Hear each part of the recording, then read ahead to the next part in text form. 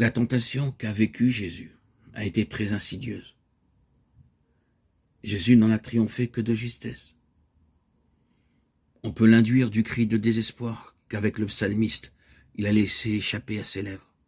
Mon Dieu, pourquoi m'as-tu abandonné? Jésus éprouve soudain l'absurdité de sa mort et de l'incompréhensible absence de son Père. La tentation est ici de désespoir. Les soldats n'ont pas compris ce cri. Ils ont cru qu'il appelait Élie. Bien peu auront soupçonné ce qui se passait alors en lui.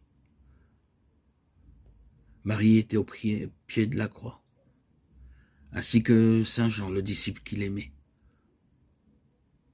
Cependant, il n'invoquait pas Élie. Il demandait à son propre Père pourquoi il le laissait seul. C'est la sombre question qui ne cesse de monter aux lèvres de l'humanité. Après le refus du premier homme, à travers la voix de Jésus, c'était le désespoir d'Adam qui prenait la parole. Ce désespoir dont Jésus portait la possibilité dans son corps d'homme et qui soudain menaçait de prendre le dessus en face de cette mort sans issue. Jésus allait-il vraiment douter de l'amour de son Père? Les évangélistes n'ont pas mis ce doute sur ses lèvres, mais nous pouvons le deviner derrière la moquerie raffinée que les grands prêtres et les scribes lui ont lancée du pied de la croix. Il met sa confiance en Dieu, que Dieu le délivre maintenant s'il se complaît en lui.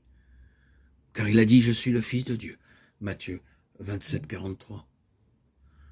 Cet outrage-là fut le plus blessant.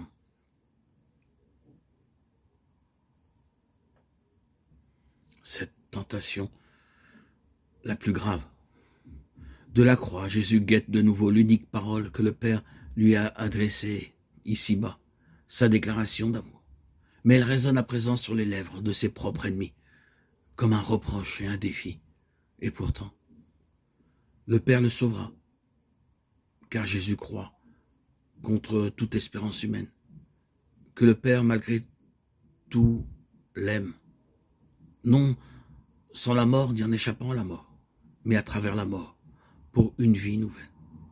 Voilà ce que la souffrance et la mort doivent lui apprendre. Que le Père l'aime jusque dans la mort, pour la vie éternelle. Ce n'est que dans la mort, finalement, que l'homme Jésus a pu apprendre à quel point le Père l'aimait. En cette épreuve sans mesure, au bord d'un tel désespoir, la prière de Jésus a pu prononcer le oui à la volonté du Père. Là seulement il a pu obéir, mais en mourant.